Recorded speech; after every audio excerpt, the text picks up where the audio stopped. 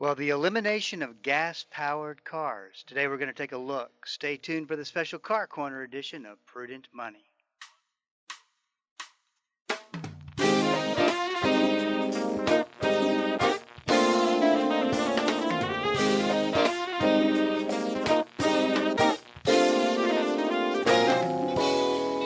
Good afternoon, this is Bob Brooks, and you are listening to the special Car Corner edition of Prudent Money. Thank you so much for joining me today. You know, I do appreciate it. Tony Joe's here with me, as he is every Friday, to take your Car Corner questions. The number to call is 1-877-913-5357. 1-877-913-5357. You can also go to the website, www.prudentmoney.com. Send the question in to the site, and I'll get you an answer. That simple. 1-877-913-5357. Well, Tony Joe, how's it going? Well, it is going great today, and how are you, sir? I am doing good, better than I deserve. Good for you. I'm glad. You look good. You're all slicked up. You must have had clients today, so. No, we did our third and final webinar today. Oh, the webinar, third one. Yeah, okay. Yeah, so long week. Well, before we start today, I just was going to see if I could ask you a question real quick. Sure.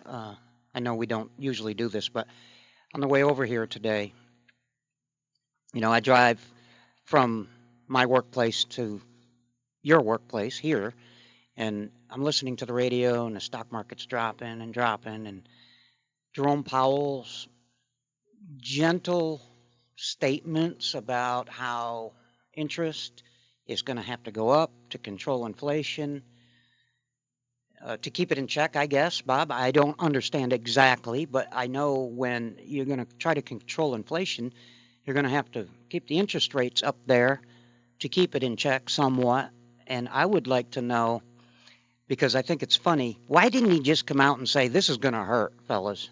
I mean, basically, that's what I got from his statement. Well, he said the two dreaded words together, and this is not going to fly with the market. What is There's that? going to be collateral damage.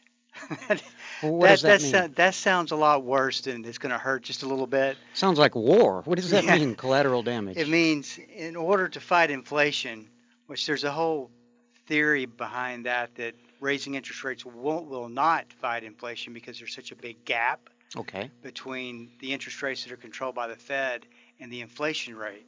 I mean, it would take them forever to catch up with the inflation rate, and if they took interest rates that high, they would absolutely kill the economy. So they said there will be fallout from raising interest rates with a weakening economy. Thank you, Captain Obvious, for that one. So that was, of course, there's going to be fallout.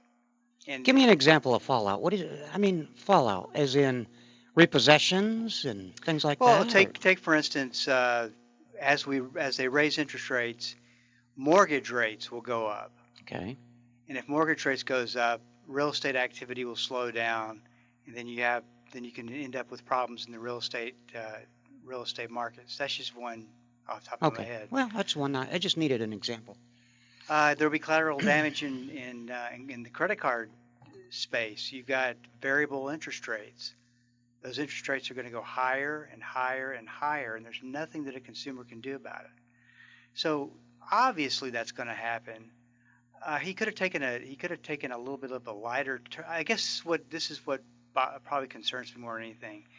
The Fed is either in the mode of supporting the market and embracing the market so it can gently go up, or they're there to be, hey, we're shutting this party down. That type of attitude, and that's what we got today. Is the kind of the stern, I'm not going to help the market out any, and Dow Jones was down a little over 1,000 points because of it. Mm-hmm. So there's power in his words and his tone. And that's what I got from it today. Was I listened to him. Now, can I ask you one more thing? Sure. I want you to explain something to me, and I don't know if you're able to do this or not, but just for the listeners out there and myself in particular, I need to know how Jerome Powell claims that interest needs to be go up and stay up because we've got to keep inflation in check. But yet, there was zero inflation in July. So, can you explain? I'm lost. I don't get it. I'm confused. Somebody said there was zero inflation. I think it was, who was it? Maybe it was Mr. Biden, the president. Maybe it was him. Somebody said you're that. You're asking me to I'm trapping you like a rat. I just think it's funny. Explain our president, which there's no. I'm not even qualified as. I can't even. I don't even know where to start. It's just a question. I was just wondering. That's You're all. trying to make my head hurt. I'm just saying is all. Just. Yeah, zero inflation. Sorry, dude. I just had to bring that up. Throw me under the bus on that one. 1-877-913-5357. So today announced California, the great state of California, it's bigger than so many countries, just put the ban on sale of new gasoline-produced cars by 2035. So a ban on the what's the word I'm looking for? On the bill, I guess the manufacturing of brand new cars because they're gas engines. Mm-hmm. Now let's talk a little bit about this and break this story down just a bit and what it means. Okay. So they're looking at zero emissions by 2035. They're going to start phasing in all this in 2026, which is not that far away if you really think about it. Mm-hmm. So what is talk to us about what internal combustion engines are and why they produce whatever they produce to cause the problems that they say that they're having in California. All right. Well, as everybody knows, most people know this, but internal combustion engine is that of which we are used to today, where we put gasoline in the gas tank. That is the fuel that's burned in the engine to produce the power to go drive us down the road.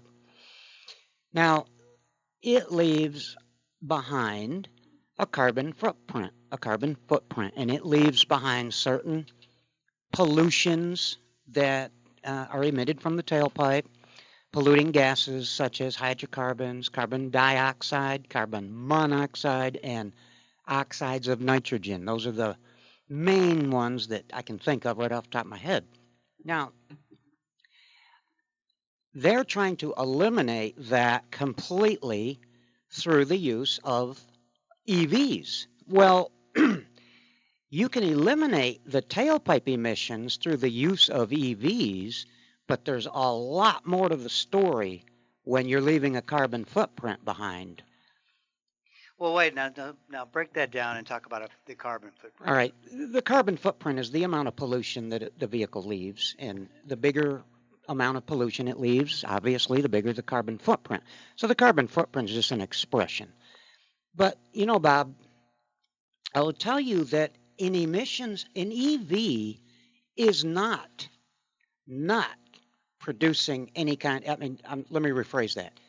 It is producing a carbon footprint, and it's producing a rather large carbon footprint if the truth really gets out there and you study what it takes to build an EV from the ground up, starting from the lithium-ion battery to building the vehicle, and then over the lifespan of the vehicle, the carbon footprint is going to be less over a 10-year period than a gasoline-powered engine or an internal combustion engine. But it's not as drastic of a difference as you think. There have been studies, and I have lots of trouble these days trying to get to the bottom of something, trying to get to the truth. Because you have the studies done by one side of the aisle, and then you have the studies produced by another side of the aisle, and they conflict, and their facts are not the same. And, you look it up. I'm not very technical. You know that, Bob. And I had my son look up what we call fact-checking. Right. I have him look up the fact-checking service that he uses to see if is that true? That does not sound right to me. Is that true? And he goes, well, it depends on which fact-checking service you use. So Well, of I guess course. even that is, even that is not dependable. So how do we get to the truth anymore? Well, I don't know how to do that, but I can tell you that there's going to be a multitude of inconveniences and problems going to electric vehicles that people haven't even thought of yet. And we can get into it as whatever that paragraph is that you're reading to me. I don't know what else. My understanding is California wants to completely eliminate internal combustion engines, slowly phasing them out, but eliminating them completely by the year 2035. Right. By 2035. 35, okay.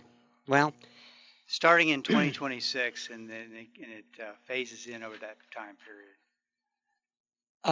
One of the things I will tell you about EVs that I happen to know and be pretty familiar with, and that is through the knowledge that I have gained over the years and years of working on cars, since they have gone to a lot of electrical, computerized circuits,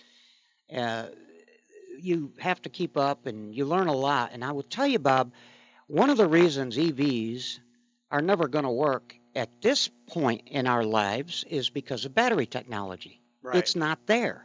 Let me just give you a quick example. You know that big fire that occurred on that ship that burned a whole bunch of high-end cars? Right.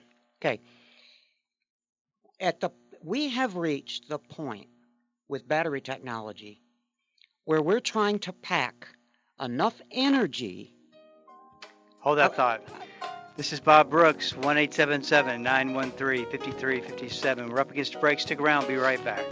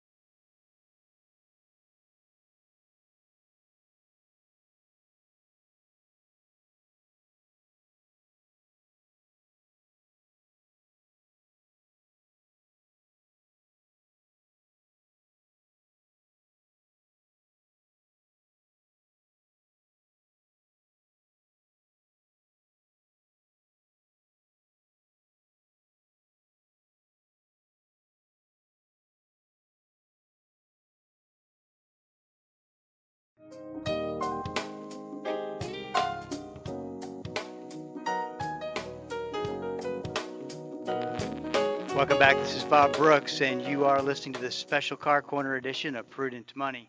1-877-913-5357. It's funny, Tony Joe.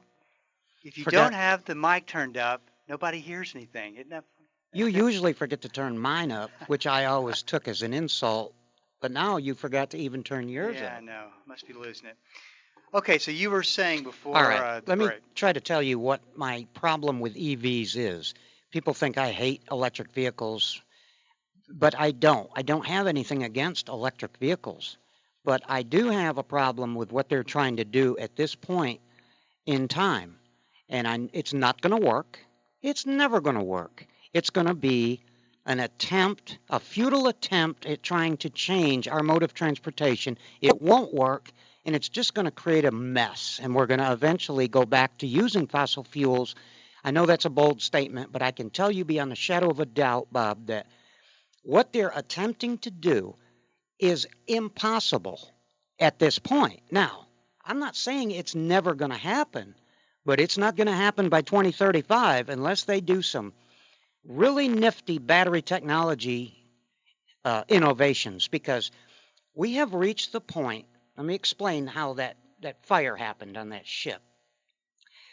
We are attempting to pack enough electrical, what we call potential energy, into a package that's small enough to put in the underside of a car so that we can go, say, 300 miles. That's about what you normally get on a tank full of gas. The problem is that the point that we've reached at this point is trying to put that much potential energy into a package small enough to fit in the floorboard of the car is causing it to have bad reactions at times under certain conditions. They overheat. There's so much energy there, it gets out of control, starts a reaction that can't be stopped. The battery starts to burn, the car starts to burn, other cars around it start to burn, and the whole ship. How many cars we lost? I don't know. There's a lot of them. But anyways, this is what happens. Now, I don't feel comfortable having a lithium-ion battery in my car and parking it in my garage and going to sleep. Now, that's my own personal view, but knowing the dangers of the batteries they're using to try to achieve the goal that they're trying to achieve right now, it's too dangerous. And I'm telling you that there's going to be enough problems that you're going to see this thing backtrack. These EVs are not going to become the way of the future, at least not as soon as the government wants them to. We also have problems with charging these things. You know, when you want to go on a trip with your family and you get to a charging station and you're 300 miles away from home and there's a guy in front of you and you're the next one up and you're like, wow, I'm the next one up. When that guy starts to charge his car, even with a level 3 charger, which is the best you can get, it's going to take 45 minutes to an hour for him to charge his car. You're going to be sitting there. Then when you get up there, it's going to take you an hour. It comes down to, and we've talked about this before, comes down to I think the major factor is the development of the grid. And our transportation secretary said, when he was asked about the grid, he goes, new car, new grid. Well, I don't think it's that quite new car, new grid. Yeah, it's like they're going to be able to produce this super grid. Does Mr. Buttigieg realize how expensive it's going to be to alter the grid to accommodate? Tony Joe. I mean, it's monopoly money. We don't care how well, I know it is. they don't care, and they'll just print it, but isn't inflation going to go up, which is going to increase the interest rates, which is going to cause even more monopoly? Oh, you're talking about the new inflation? Well, it's zero right now, legislation? But won't that make... It does not do anything to curb inflation? I couldn't help it. I just can't. But I know, it just makes your head hurt. It's dumb. I mean, here's the thing. Gavin Newsom, governor of the fine state of California, there's no question he's going to run for president. So you put the impossible out there, say this is what we're moving towards. Don't know how we're going to do it. And they never do know how they're going to do it. And that's why these things go by the wayside. That's probably all about his presidential bid. Well, you know it's politically Of motivated. course it is. And I will tell you something that I just thought of. I would like to just bring up this point. It has nothing to do with cars, but it's something to think about, Bob. And this is good information to have. Solar energy, great. If the sun's out, most of the solar panels come from China, which I don't want to support their economy. Solar is not effective at all. Unless it's subsidized by the government, it is never going to be profitable. However, let's look at wind energy. Wind energy is better, and this is what they want to go to, Bob. They want to go to solar and wind. Wind is a little more efficient, but not a lot. It is not totally stable on its own either. But there's something that I was thinking about that I really kind of looked into, and I don't know if people realize the effect it has on the ecology. Now, you say, well, wind, nobody likes to hear me talk about this. They say that it's not true, but it is true. The wind tunnel, say, on the western coast, comes down from Canada, comes down California and Washington, Oregon, down through there, and it goes off into Mexico. Now, just hear me out for a minute. Without bees, we wouldn't be able to survive. Bees and the wind that is carried through our landscape and the whole mountainous range through the Rockies and so forth that goes down into Mexico is very important. That wind pollinates things down in the southern part of the United States and then into Mexico and then down into South America. I mean, it's an important ingredient in the ecology for pollination of fruits and plants and flowers and things like that. Now, if you disturb that wind flow, if you put 1 million windmills in the path of that, which is that wind tunnel that's been there for who knows, thousands of years, you're going to disturb, if you think about it, Bob, you got the wind blowing against the blade of a windmill. Now, when the wind hits that blade, it turns that blade, which is not just like spinning it with your finger. There's a lot of effort to turn those blades because you're working to turn the blade, which is then hooked to a generator, which is producing electricity. So there's friction there. There's lots of friction. It's not easy to turn. That's why these blades are huge. So to create this electricity, you're going to disturb the wind. What's the word I'm looking for? The wind turbulence that was normally designed to pollinate south of those wind farms. You're going to be changing some of that energy from the wind into kinetic energy, which turns the windmill, leaving you with not the same amount of wind that normally blew in that direction and carried on down through the rest of the country and into Mexico and so forth. You start disturbing that stuff. I wonder if anybody's done any studies on that, because I, as a guy who knows nothing, I'm just a nobody, and I can realize that's what's going to happen. Mm-hmm. Now, when we start having problems with vegetation and food shortages and so forth, how much of that's going to be attributed to the wind farms? And that's just something I wanted to bring up. I never get off the topic of cars much, but I'm sorry. That's just something I had to point out, that wind energy is not good either. Well, I think that the bottom line is it's all problematic at this point, and there's a lot of things that have to be developed and created, new innovations, new technologies that are either on the drawing board or not here yet, and that's always been the case. Well, that's the thing about the whole point of my little spiel there was because Secretary Buttigieg, or whatever he is, Pete, let's call him Pete, is going to say, well, more cars, better grid. Well, to them, better grid, as we all know, is going to be more windmills and more solar panels. Well, do you see what I'm saying is, right. Okay, you're going to keep adding to this upset of the ecology and the natural system of nature, and you're going to keep doing that. You better study what you're doing before you do all that. Well, just the example that you brought up of pulling up to a charging station. I mean, the infrastructure that they've got to have in place, especially like the state of California, is massive beyond massive. And it will take, if they get started today, they may have it done by 2035. You know, here's and the price to these gas stations. That's a good question. Let me just point out something else, Bob. I didn't mean to interrupt you. You're fine. You're talking about the infrastructure that's going to be needed to be built or implemented to service all these electric cars that are going to need to be charged. But you know what's else I haven't heard much about that kind of haunts me, and that is the global economy controls the price of fossil fuels, kerosene, gasoline. It's all global in nature. Whatever the price is at the pump is affected by countries other than the United States.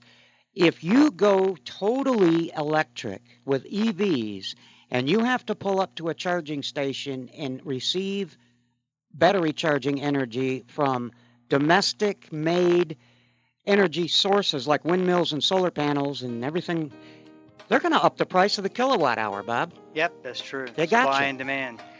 Hey, this is Bob Brooks. If you got a question for me, please go to the website at prudentmoney.com and send it in, because we are all out of time. Till we do meet again next time. Keep the faith and have a great rest of the day.